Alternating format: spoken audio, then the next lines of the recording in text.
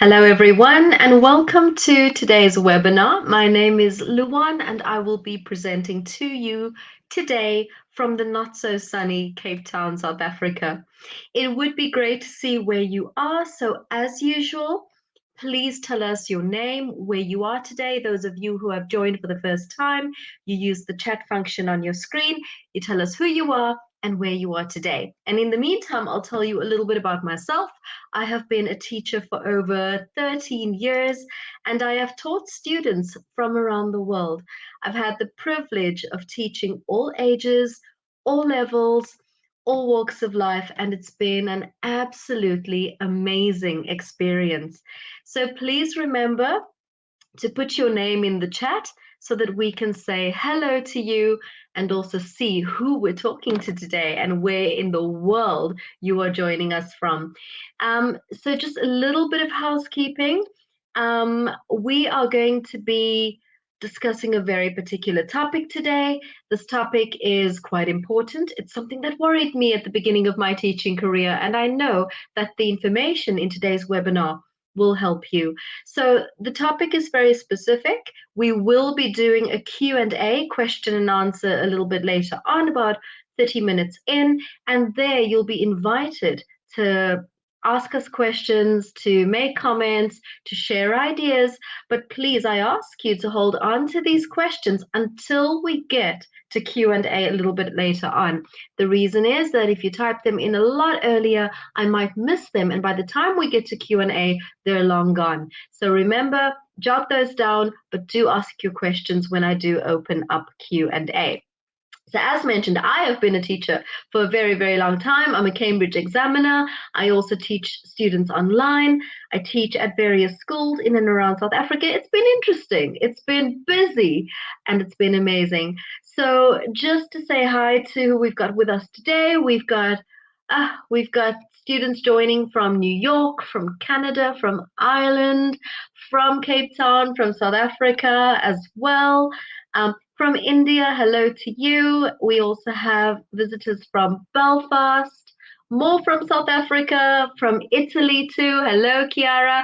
So, yeah, welcome to everybody. I'm happy to see you all here, and we will absolutely be sharing some really valuable information with you. As mentioned, just a reminder, Q&A will open up a little bit later on where you can ask us all your important questions.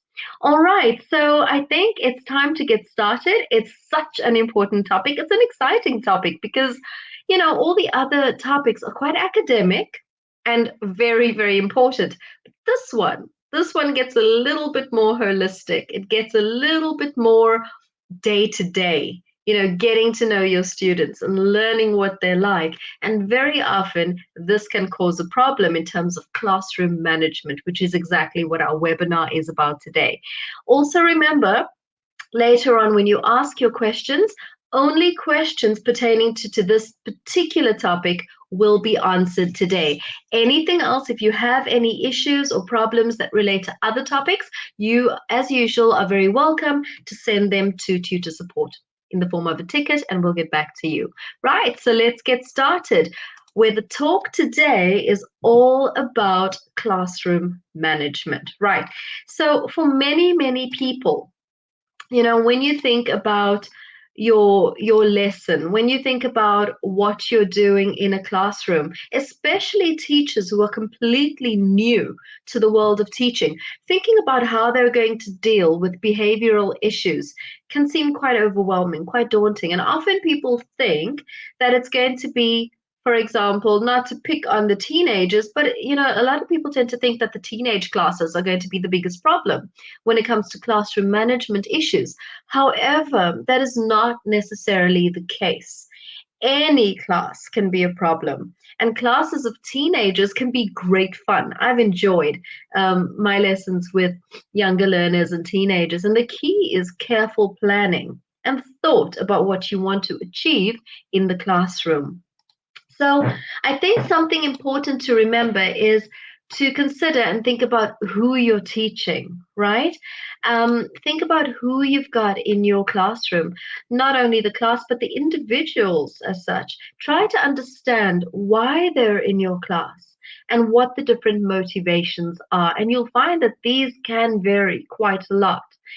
There are different ages, and these different age groups bring different considerations.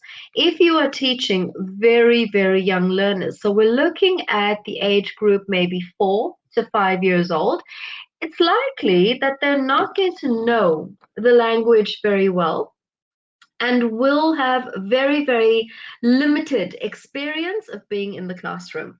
And here it is important to keep your activities short, just a few minutes at a time, activities that involve a lot of repetition. We know kids like repetition, and material should be visual as well as videos and songs, really tactile experiences in the classroom.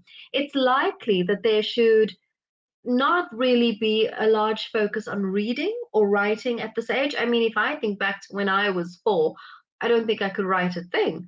Maybe a couple of letters here and there, I certainly couldn't read. So I think you've got to remember where you were, or think about kids in your family, or if you have kids, or just children around you. What can they produce? What can they do at those particular ages? And then think about a bunch of them in a classroom sitting in front of you, and what is the best approach for kids of that age.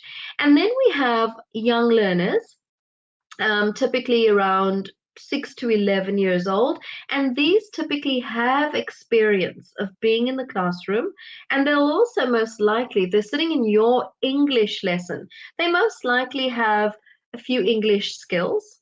In fact, by the time they are 11, they could have a very high level of English. I know that when I go to the various schools or testing centers around Cape Town or South Africa, and I've got to do maybe Cambridge exams or something like that, and I've got to be the interlocutor. I have I often have 12, 13, 14 year olds sitting in front of me with very, very high English capabilities. Some of them are fluent, some of them are almost proficient in English. But still, for that 6 to 11-year-old age group, activities still need to be quite short and engaging. It's very important that the materials you use are age appropriate.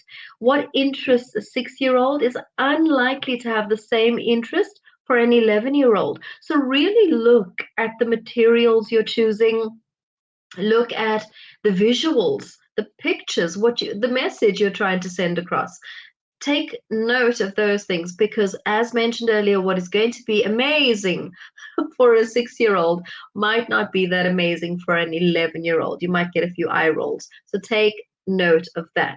And then you have your teenage classes, right? And these are typically 12 to 16-year-olds. We've also got this new age group called preteens. That's your 11/12-year-olds. We sort of bunch them in with teenagers. And as with young learners, there can be quite a wide variety here in ability, from beginners to advanced. Teenagers are also able to focus on tasks a bit longer than young learners, and they're also able to deal with more complex ideas, right? So lessons still need to be engaging, and they still need to be varied. There still needs to be a nice change of pace every now and then. Teenagers tend to be more self-conscious. So also pay attention to the type of activities you include for teenagers. What is going to get a 6-year-old jumping up and down, dancing around the classroom might make a teenager cringe and run out of the lesson. So we don't want that. So do remember that teenagers are a bit more self-conscious. So factor that in when planning your activities and your lessons, right? And then we have adults. And as the name suggests, yes, this tends to be anyone over the age of 16 or 18. Now, remember, I'm talking in terms of a language class, right? So 16 and up, that would be, depending on the institution or the school where you're teaching, that would be adults. And adults, of course, can be false beginners to advanced, and maybe learning English for a wide range of reasons. I almost find that with adults, the reasons, the motivation, the rationale, behind learning English is so much more varied and vast than with your younger learners. In most cases, with young learners, their parents have sent them there. But when it comes to adults, well, there are so many other reasons that adults want to learn English. So adults, the reasons they learn English would maybe be personal. It could be study related. It could be work related. Adults are a bit more, they tend to enjoy things that are written down. They need to be a bit more confident that they are correct before they are willing to produce English. Whereas younger learners or kids or little ones like the 4 to 6 year olds that we spoke about earlier, they're not too afraid of making mistakes in the classroom, whereas adults are a bit more, yeah, I want to say pedantic, but I think it's just a matter of wanting that level of confidence before they produce something. So now the next step of the webinar is that we're going to look at before, during, and after a lesson. Things that we need to consider before we walk into the classroom, things that we need to consider during the classroom, and things, of course, that we need to consider afterwards. And remember, this is all in terms of classroom management. So can you see that when it comes to classroom management, it's not only about when you're in the midst of it all or in the thick of things in the actual classroom, but there are factors to consider before and also after, right? So the first thing we're going to look at are those factors that we need to consider before we actually walk into the classroom, before we start teaching what is important here, right? So when it comes to rules, classroom rules, decide on these before you go into the class. Think about what you want to happen in the classroom, what behavior you will accept and what you will not accept. Decide on that and then, oh, for goodness sake, stick to it, right? Don't just think about the rules, think about the activities and the tasks that you are going to give your learners that will engage them and keep them working rather than messing around. I always find that when my students are not stimulated, when they're not busy, when they're not engaged in something, that's when all these behavioral issues come up. So I've got to wonder, are they really behavioral issues or is it just a matter of lack of stimulation? So that is something that you've definitely got to consider. Keep them busy. So plan your tasks, think about the rules, think about the kind of behavior that you will accept versus the behavior that you will not accept. Have all that groundwork done before you walk into the actual classroom, right? So the very next step is during. So now we've thought about a couple of things that we need to consider before, and now let's look at what we need to really think about during the actual lesson. So put the students into groups and think about letting them decide what they think the classroom rules should be. Bring the class back together and then elicit some rules from the group. Depending on level, I mean, you've also got to think about the levels, grade your language, keep your expectations really in relation to what your students know and what they can produce. But at the end of the day, what you really need to be able to do is get some ideas from your students as to what the rules should be. Now, think about rules that would make you feel respected as a teacher, but also them. What sort of rules would make them feel heard? What sort of rules would make them feel safe and supported in the classroom? So for me, this is such an important step, getting your students to get involved in making those rules. I think about my life at home here with a child. Very often, I've got all my rules, and it's very sort of me to you, and that's it. But as soon as you start speaking about these things and listening to their views, well, a lot of interesting information comes to light, and this can all be nicely incorporated into that set of rules. So put these rules that you want on the board on a large sheet of paper or on a piece of cardboard, and students can copy the rules into their books. Or you could be really cute here and you could draw up little contracts and have them sign the paper, or the actual large paper, have them go and put their signatures on there. Or write their names if they're quite little, so that they've signed up and they've agreed to the rules that they've had a part in creating. I love this process because it really makes my students feel like they're part of the whole thing. They've come up with some of these rules, so they feel heard. And I almost find that they're more likely to obey the rules if they've been a part of drawing these rules up. right? And then also rules for the teacher. Some teachers like this, some teachers don't. I'm not a fan, but I do tend to mirror a lot of the behavior back and forth. So if they can't have cell phones in the classroom, I'm certainly not going to sit on mine when they're busy with an activity, that sort of thing. So there are little things that you can implement for yourself as a teacher, rules too. But I tend to be more focused on the students when it comes to rules in the classroom. All right, so I want to show you an example of a classroom contract. Remember, we spoke about the classroom contract a little bit earlier, coming up with a set of rules for your students, something they can sign. I also had a very little class at one point, and they didn't quite write their names or have signatures just yet, but they each had a little stamp that they would put on their paperwork. And these stamps were these little rubber stamps with the ink, and they were all little different animals or plants or flowers.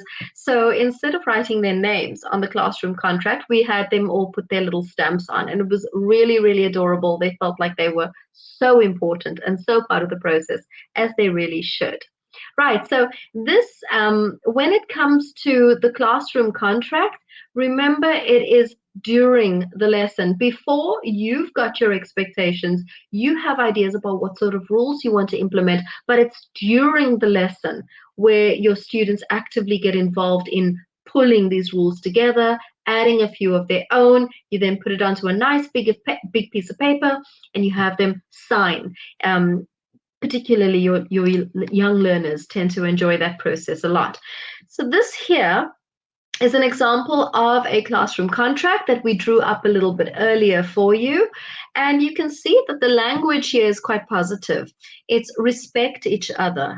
There's not a whole lot of do not, it's positive language. So respect each other, listen when the teacher or another student speaks, raise our hand to speak, not bully or laugh at someone, turn off cell phones, come or arrive on time, bring everything you need to the lesson, bring your homework to the lesson. So these are examples of rules you can absolutely include in the classroom contract. Of course, this is a document that you can tweak, you can change, can adapt according to who you've got at your in your class and what sort of school you work for. At some schools, eating is allowed in class. At some schools, eating is not allowed. At some schools, cell phones are allowed. At some schools, cell phones are a no-no. When it comes to adults, I tend to be a bit sort of flexible around the whole raising of the hand thing, because if I've got a large class and I really need to have control over the feedback that they give, yes, then I would implement the raising of the hand. But if it's a very, very small class, maybe just 4 or 5 people, and they're adults, no, I'm not necessarily going to implement that rule. So again, you can see by this that the classroom contract is yours. It's your document, and it's something that you and your students can write together. And I think that that alone will give you that sense of, yeah, this is my classroom. I'm in charge here, but you know what? My students have had input also. It's a great feeling. Right. So also a few more tips for during the lesson. When you're in class, be consistent, right? Your students, especially teenagers, will understand very clearly if they think you are being fair. If they think you are not, they will tell you, and this can certainly lead to bigger conflict and awkwardness in the classroom. They call you out on things, so make sure that you're consistent, fair. You've written the rules with the class and you've agreed on these. So in the first lesson, maybe don't change them or add to them. This is part of being consistent. Those rules are there for a reason, right? So keep consistency the main theme of the day when it comes to rules. Also, use positive reinforcement. If a student is constantly being told off or punished, they can see very little point in trying to be good, right? So look at what they've done well and praise them for it. Please remember this. For me, I find that many students used to go off the rails, or many students that would sort of challenge authority in the classroom with a little bit of positive reinforcement, complete pivot, a complete turnaround, and these students very often become your model students. So just pay attention to the words coming out of your mouth and make sure that you praise good behavior too. And also, avoid, oh, for goodness sake, avoid lectures about behavior. If you need to deal with a discipline issue, deal with it quickly and move on. I know that teenagers, for one, do not respond well to lengthy lectures about behavior. Littlies, you lose them. They go off in another direction while you're standing up there lecturing. And I think that as adults, you and I, we feel uncomfortable about lecturing adults. So it's something that you want to avoid. Deal with the behavior very quickly, focus on the behavior, maybe not the student, and move on. Your students, particularly teenagers, they want boundaries, believe it or not. They want to know where they are. Be clear with your rules and your boundaries and stick to them. If you tell a student to do something and they refuse and you back down, the boundaries become blurred and they know that they can get away with things. And goodness, this catches on. One student tries it, another student tries it, their buddy tries it, and before you know it, you've lost control of your classroom. So don't back down.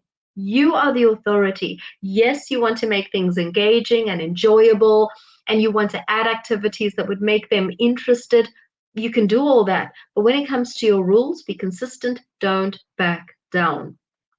Have very, very clear ways. So, this is something very practical. Have very clear ways to start and end the class. This could be by doing register at the start, checking homework perhaps, and then, of course, at the end of the lesson, you could get students to pack away everything and also that leave when you tell them to leave. So again, just with the start and the finish of the lesson, there are already clear boundaries. Your learners know where they are. I find that as a teacher or as a learner of another language, for example, I like this kind of structure in my life, in a classroom, and I know that your students will too, right? So, also, when it comes to your students, really think about what you want to say to them. Think about the words coming out of your mouth. I mentioned that earlier. There's no point in making a threat that you can't carry out. For example, um, if you tell a student that you will get them removed from the school, um, but you don't have the authority to actually do this, it's really one of those empty threats. And I told you earlier, they catch on, right? Another point is not to humiliate the student. Focus on the behavior rather than the student. And where possible, and this is a big one for me, speak to them privately about your concerns that you have about their behavior. I find that humiliating a student, this is something that's so important, close to my heart, is that, if a student acts out and you tell them off in front of the whole class or in front of peers, maybe that was just a bad day for them. Maybe something happened at home. Maybe something happened earlier at school. They've just maybe had a bad hour or two before your lesson. So they've acted out, not because they're a bad student, but because something's gone down. And then by humiliating them in front of others and branding them as a bad student, this could mess with your relationship with them and also their learning progress going forward. So I think something important to remember is that speaking to them privately away from everyone else shows them a level of respect and actually shows them that you're concerned and that you're interested in their well-being. Right, and also be aware as a teacher of your own feelings. Now, we can't all be cheerful all the time, right? But it is not our students' fault if something has happened to us outside of the classroom. It's important to remain professional and objective. If you have a student that you seem to be constantly having to speak about their behavior, stop and think for a moment. Are they behaving worse than other people in the class? Are you too focused on their behavior? Can you praise them? Um, for doing something well? Is there something they've done well? And remember, when we praise students, also be careful of what you say. That sort of generic, good job, well done. I don't know. It kind of gets lost on me. Look at specifics. You could say to a student, that was really nice pronunciation of that word, well done. Or that was a beautiful sentence. I'm actually going to use that and write that on the board. Nicely done. Or I don't know, just things that they produce in the classroom. Focus on those, praise those. I think it means so much more than the generic, well done, good job. So, also, positive reinforcement and praise goes a very, very long way. And then another point to remember, and I know this is something really important to all of us, is that teachers are humans. This means that we all make mistakes from time to time. If you make a mistake, don't be embarrassed or try to cover it up. Admit your mistake, apologize if needed. They're shocked for a while if a teacher apologizes, but they get over it and they move on and they realize that you've made a mistake and you've actually apologized for it. So this sets the tone that if they do something wrong or if they make a mistake, it's okay. We can either apologize for it or we can just sort of try to fix it, try to, just to move on and to have clarity in the classroom. So I think that when it comes to being a teacher, remember you're human, admit your mistake, apologize if necessary. This will help to create a calmer environment overall. So we've spoken about before the lesson, we've spoken about during the lesson, and now we're going to sort of move on towards the end of the lesson and what to implement after the whole lesson has gone down, right? So when the lesson has finished, it's important to think about how the lesson went. I still do this after many, many years of teaching. I still think about how did that go for me? What could have gone better? What what really went well? What was a big challenge? So really reflect on that lesson. You might want to keep a note of your thoughts to refer to these later on. Start by thinking about what went well in the lesson. If there was a task in which students were fully engaged, why was that? What about that task went so well? What was it about that task that really engaged your learners? If your students did everything you asked for, why was that? What was different about your instructions today? What was different about how you presented yourself? How you engaged with your learners? Ask yourself why, make notes, and then try to implement those techniques in your upcoming lessons. Sometimes an activity doesn't go as planned. So you need to think about why that was. Was there a problem with the instructions? Was the task maybe too complicated for the class? Was the task a little difficult? Was the task maybe not age appropriate for the class? Was there something that was outside of your control, the weather, something in another class? So think about what went wrong. Of course, think about what you can fix, and then things that are out of your control. Well, those are things that we can't really fix, but at least the issues that you've got control of, well, you can improve that. And then think about issues you had with the class or maybe individual students.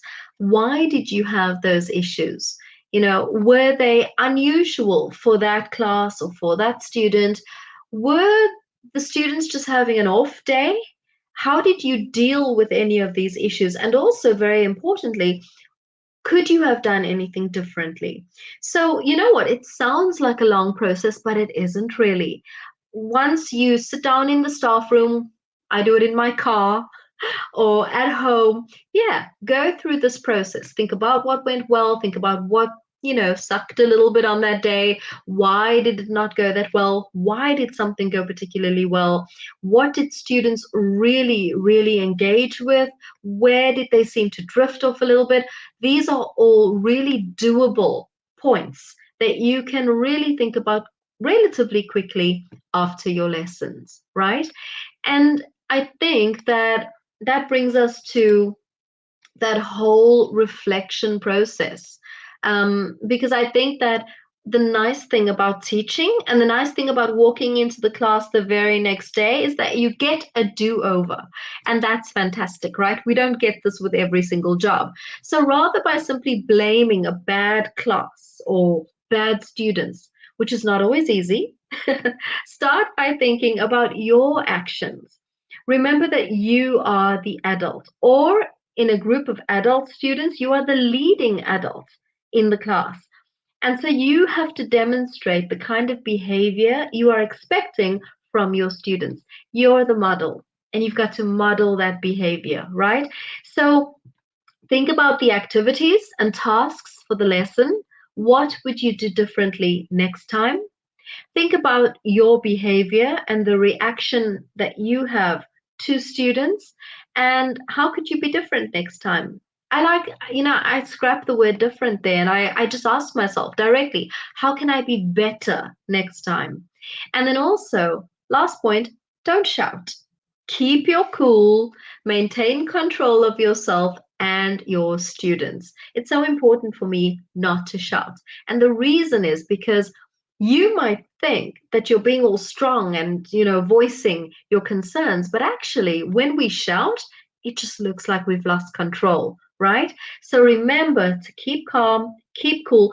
You're going to lose your cool occasionally. I have, but as best you can, rewind and then start again. Breathe in, breathe out, and keep calm, right? And then the final slide that we've got up, um, when you are teaching, the most important thing to remember is not to be afraid to talk about any issues you have with other teachers. Talk to other teachers. You might feel that you're the only person on the planet to have these problems, but often by talking to other teachers, you'll see that you're not alone. Other teachers have had the same issues or similar issues, and they'll be able to offer you with solutions. Other teachers will also be able to give you advice on what you can do to deal with any problems that you might have in the classroom. When I work at various language schools, I find that when I walk into the staff room and I voice a concern or I tell them I have a problem, you tend to think that teachers see the school or where they're working at or the students that it's one big popularity contest and everybody wants to keep their secrets to themselves. This is so not the case. It could not be further from the truth. The minute I say, right, guys, I have a problem, this is what's happening, within seconds, I've got 5, 6 teachers around me saying, right, what happened? Try this. Use this worksheet. This really worked well for my class. Try this approach next time. It is an amazing experience to voice a concern in the staff room and then just have loads of teachers come to your aid. Remember to pay it forward so that when another teacher needs advice or needs a bit of mentoring, that you're there too. So I really hope that today's webinar, the information that we've shared with you, helps you. Because I think that the important thing to remember is that when you're in the classroom, there's this beautiful exchange between you and your students. You're learning from them, they're learning from you. Yes, you're the leading adult in the class, but you're also learning so much from your students. Your students, particularly the problem students, are helping you become a better teacher. And I think that that's something that you've got to remember. I often say that when I struggle, or when I've had a problem with someone in my class, or when a particularly difficult student, I always remember everyone's a teacher. And the minute you view your students in that way, life becomes a lot easier and you become so much better. So I really hope that today's webinar has helped you, and I hope that the information that we've shared with you will keep helping you. And remember that if you see another teacher in distress, be that mentor and help them going forward. Right. So something interesting happens right now. I think those of you who have joined on a regular basis, you know that it is now Q&A time. And Q&A is where you can ask all your questions around classroom management. Maybe you've experienced something in the classroom that you're not too happy with. How can you deal with that? Maybe you're about to teach for the first time and you're not sure how to deal with a particular situation. But now is the time for you to put your questions in the chat. So remember, I will answer as many of these as possible. I like lots of questions. So please ask. Even if you think you're a little bit sure about something, ask anyway. And we will, of course, at least I will, try and get back to as many of you as possible. Those of you who have joined a little bit later on, welcome to today's webinar. It's all about classroom management, how to make your class a happy place, right? And this would be for children, for younger learners, and also adults. So type your questions in the chat right now, and I will answer as many of them as possible. All right. Q&A has begun. Or if there's any part of the webinar that you would just like me to repeat or like me to emphasize a little bit, let me know, and I will, of course, clarify anything that was a little bit unclear during the course of the presentation. All right, I see we've got lots and lots of people watching today. Let's wait a minute or two for those questions to come in.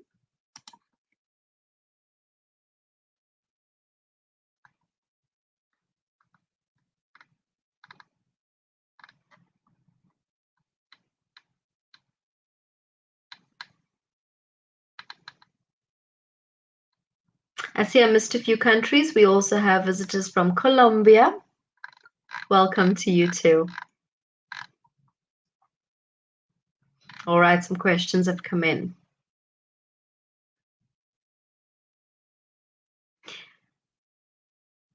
Okay, so we've got a question here from Terry. Hello, Terry, and thank you for your question.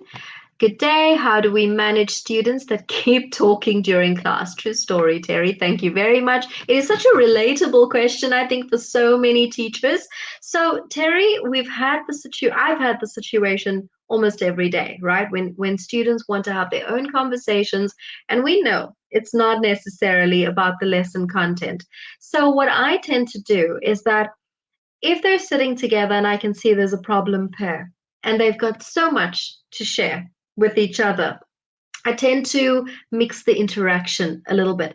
And I don't like to embarrass them or make them feel bad. So all I say is, right, class, for the next activity, you're going to work with a new partner. So Terry, you're going to sit with Selena. Elaine, you're going to work with Christine this time. Ophelia, you're going to work with Erin. Jenny, you're going to work with Nandi. And then basically that's what I do. And I see whether a change in interaction reduces that talking time that they have. This I find really, really effective. If, however, a student then, if it's one particular student and wherever they go, they tend to talk a lot, I would then maybe just after class say to them, right, I know you've got a lot to share, but I tell you what, if you can just focus nicely during the lesson, we'll have a few minutes spare at the end of the lesson where we can just sit and we can chat about what we're going to do a little bit later on this afternoon or this evening. So I move them around. The short of it all, Terry, change interaction a little bit, move them around and see if that helps. All right. And Terry, yes, I see that your question was specific or specifically teenagers, and that's why the technique that I mentioned now is so effective because it doesn't humiliate them in any way. It just says, right, we're going to move around a little bit, we're going to work with a new partner, and then see how that interaction changes and whether it improves everything. All right. Erin has mentioned, just wants to get it out of Erin's system. This all seems so daunting because it's new. It does seem daunting and it does seem overwhelming. But Erin, you know what? At the end of the day, you're in charge of that lesson. You're in charge of that class and you know what you want from them. So as long as you're fair, as long as you are organized, you have control, you'll be just a-okay. All right, so we've got a question from Ophelia. It is difficult to gauge the students' skills for the first lesson. What is the general approach to address this issue? Ophelia, what I think you're asking about is to gauge their level and their capabilities, right? Because in TEFL skills, we speak about the 4 skills, which is reading, listening, writing, and speaking. And these are skills we teach in the classroom. However, I think you are asking about how to gauge what they can do, their strengths, their weaknesses. So, Ophelia, very often at a school, students get a placement test before they walk into your classroom. And the placement test tells the school organizers or the directors or the head teacher exactly which level that student is meant to be in. They also often get a speaking test, and together with the written test and the speaking test, they get placed into a particular CEFR level, right? So by the time they walk into your class, that has been done and they are more or less in the right level. Yes, you might find students that are stronger in speaking, some are stronger in listening, some are stronger in grammar, but generally there is a common thread running through the students in your class, and that is a similar level. So it's a matter of having faith in that system, knowing that they're in the class that they're meant to be in terms of level. And then, of course, Ophelia, you spend the first few days gauging by yourself in the various activities that you give them. This one is a very strong speaker, or this one's got great grammar understanding. This one is great at listening exercises. If, however, you find that a student is way above the rest of your students or way below, then yes, it's time to speak to your director of studies. Tell that person that the student is struggling or finishing too quickly, and then they might have to retest and be moved to another level. But generally, by the time they've walked into your class, they're at the right level. Selena has asked, do we have access to the recording of the webinar? Absolutely, you do, Selena. So remember, on our YouTube channel at the TEFL Academy, we have all our past webinars, and particularly this one, Selena, this one will be available in the next few days. I would say try by Monday or Tuesday. Latest, you will have access to this one where you can watch and rewatch as many times as you need to. All right. And also you can peruse all the other webinars, see which ones interest you. We even have webinars on our assignments, and you'll be able to watch those and complete your assignments while you watch them. I think that's great. Okay, so interesting question here, because I can personally say I have never experienced this myself, right? But we all work and live in different circumstances and at different schools at different times, and this might become an issue. So Christine wants to know, how do you handle a student who wants to fight a teacher? Christine, I would say there's a short answer here. You go to your superior at the school and you say, right, this is the situation, because immediately they would need to step in. Fighting can turn into something violent or aggressive, and you don't want to endanger yourself, the other student, or the remaining students in your class. So I would say immediately remove yourself and the student, take them for a walk to the director of studies and say, right, this is what's happening. If they don't want to leave the class, you can simply step out, call for some support, and they would have to deal with that student. If a student is just having a verbal altercation with you, say to them, you know what, let's focus on the lesson. Let's get back to the lesson so that we're not wasting everyone else's time. And afterwards, why not you and I have a little chat and see if we can sort this out and then see what happens. That is if it's not gone to a very aggressive level. All right, I hope that helps.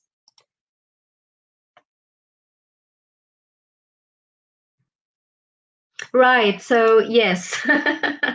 Elaine wants to know, I would like to ask advice on how to deal with an arrogant learner in class, or I also have experienced learners whose main goal is to tease me and to gain the attention of their classmates. I often defuse the situation and I remove the funny out of the situation. But Elaine, again, I would say that if this is ongoing, and if it is sort of shaking that foundation that you have as the leading adult in your class, I would again have them stay behind and say to them, right, this is what's happening and this is how I'm experiencing it.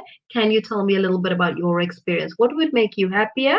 What would make you more engaged? And I often find, Elaine, that once you've had this one-on-one with the student, it's very difficult for them the next day to revert to that arrogant slash teasing slash want to be the center of attention ways, because now they've had a one-on-one with the teacher. Now you and them have had a talk, I will tell you, in my personal experience, it's very difficult for them to revert to the previous disruptive behavior. So maybe just have a one-on-one with them, say to them, right, my aim as a teacher is to teach. I just want to teach you. I want to teach you English. I want to better your life with what I know.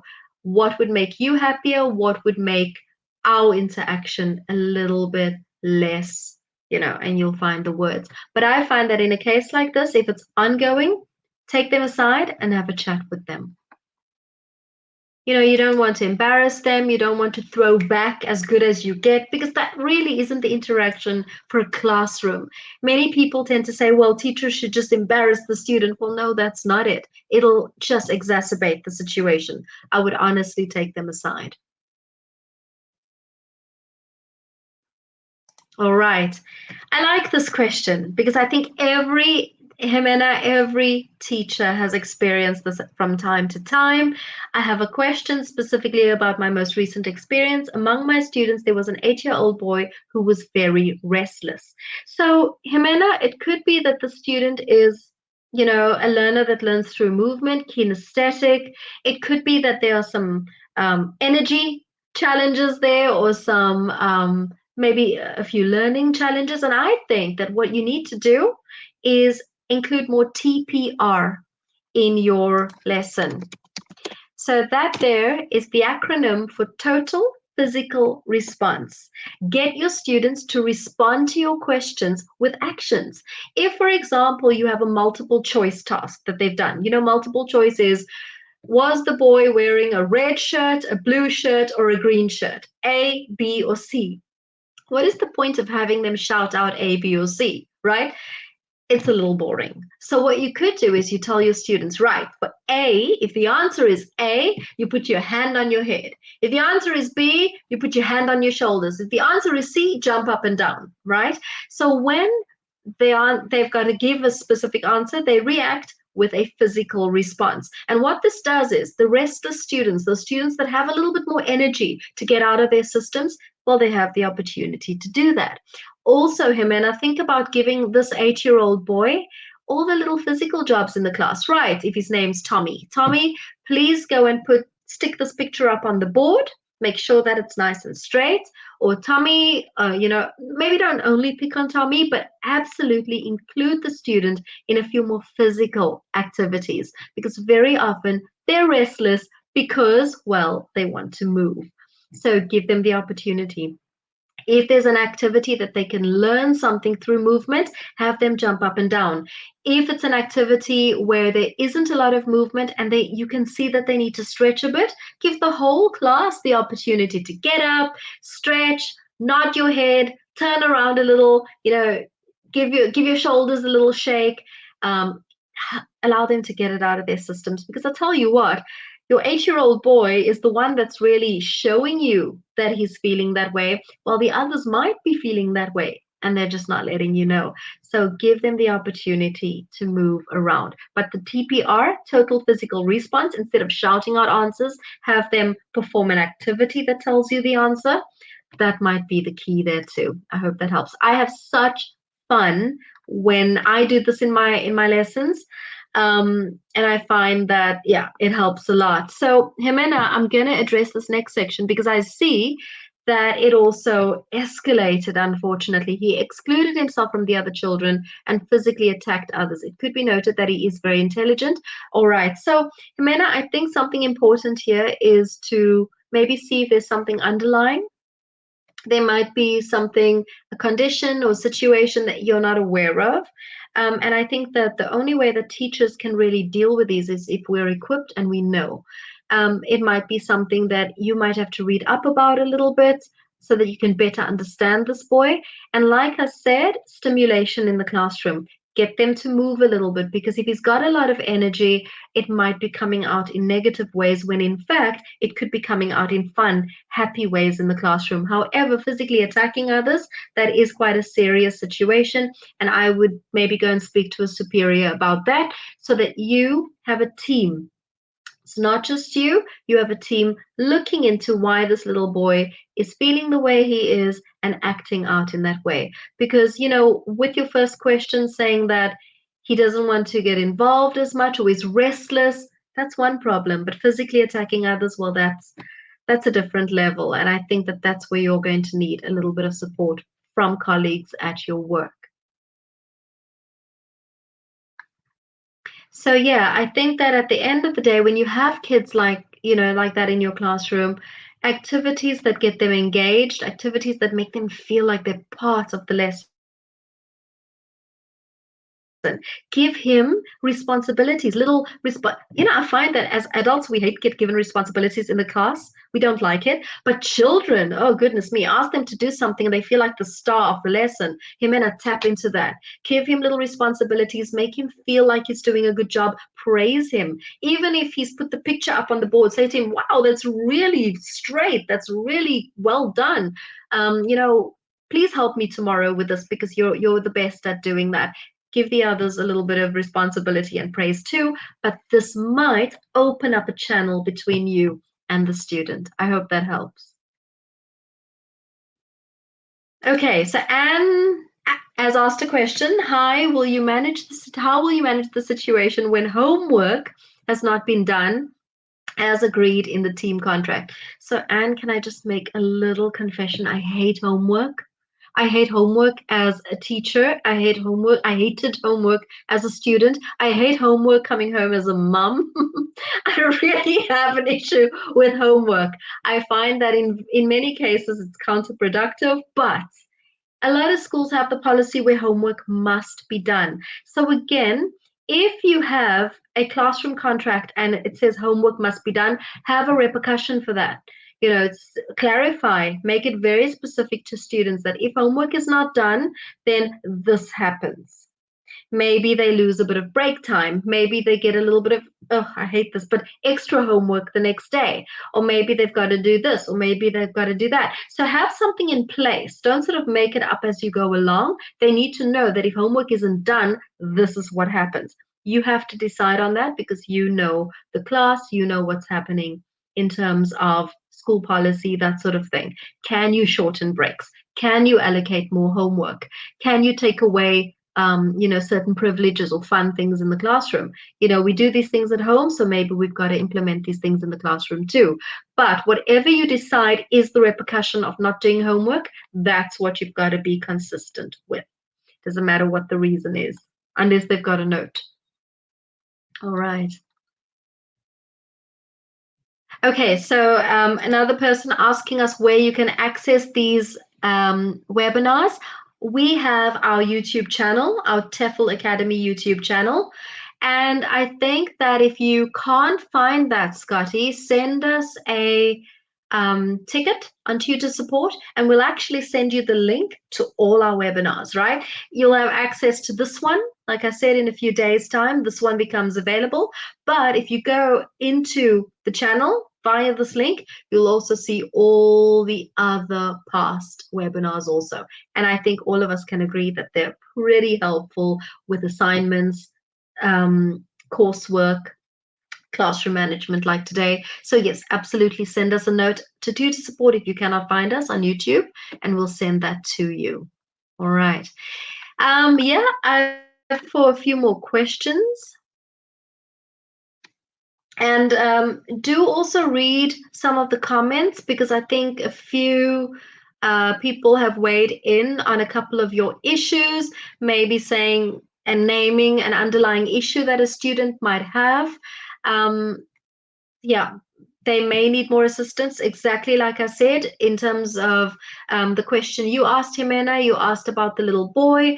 Yeah, like I said, there might be an underlying problem, and that's where you're going to need more support, maybe from an expert teacher or director at school, maybe from a different expert. But yeah, if it's borderline physical and violent towards other children, you might have to call in for some assistance.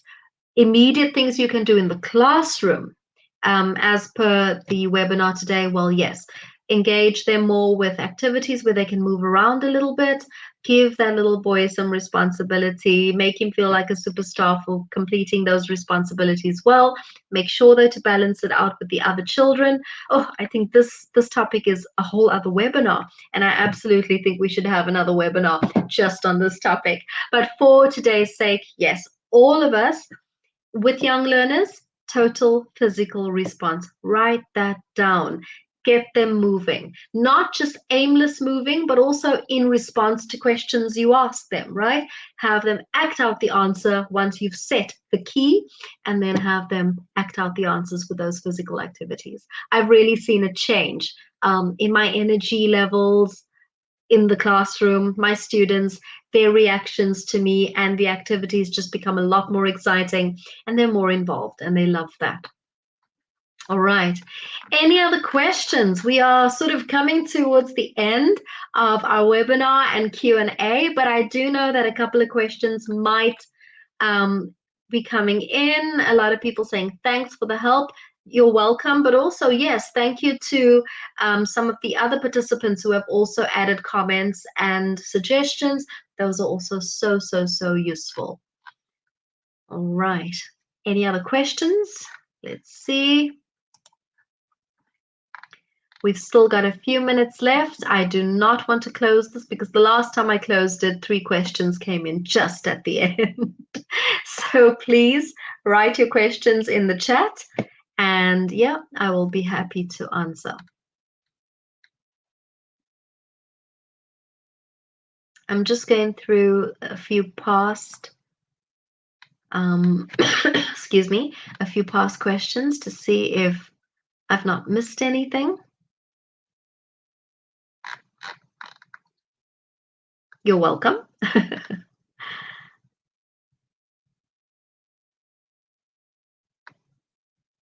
Okay.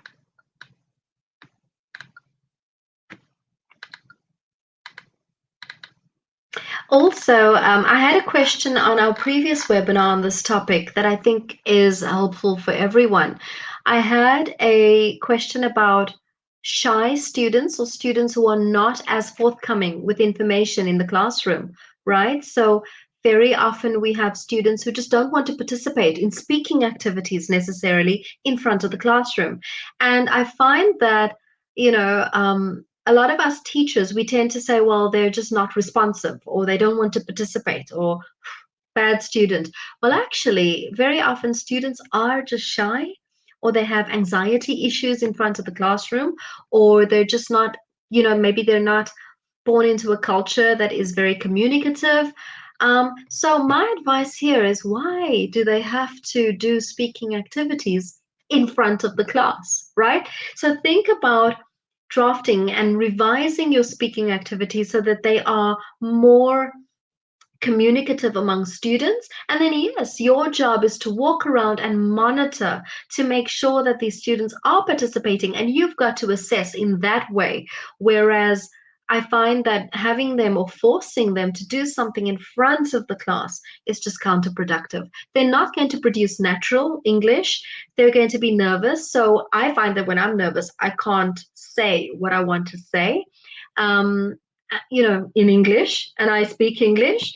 So I find that when it's a speaking activity, have them work in pairs or groups, not in front of the class, just in pairs or groups. You monitor and you assess in that way. I find that this puts students at ease, and it also just gives them the opportunity to produce English in a more natural way. And you'll be surprised the caliber, the quality of English that comes out in an activity like that is so much higher than if they're standing in front of the class having to produce something contrived, prepared, and rehearsed, right? So yeah, I think that's me for today. I really want to thank you, because this webinar felt so interactive, and it felt like you were so involved. And I think it's because it's a topic that is really close to all of us. Just, getting to know our students, engaging with them, and making the lessons wonderful, and making the classroom a very safe space. So thank you for all your contributions. Thank you for your questions. Remember that we are going to need you to fill in our survey. We find your feedback really, really helpful. So I'm going to be putting the link in the chat right now. If you have filled in the survey before, don't worry about it. Keep going. Fill in a new survey if it gives you the opportunity. It gives us great feedback to improve these webinars and to make these webinars more about you, because it's all about you, right? So thanks again for attending. Please fill in the survey. Remember, you can rewatch all our webinars. Plus, we'll be having another webinar next week, same time, same place. The link is available on our site. So enjoy what's left of your weekend. I am going to be putting the survey up on the screen in a minute. But thanks again for attending. Enjoy what's left of the weekend, and we'll see you next time. Bye.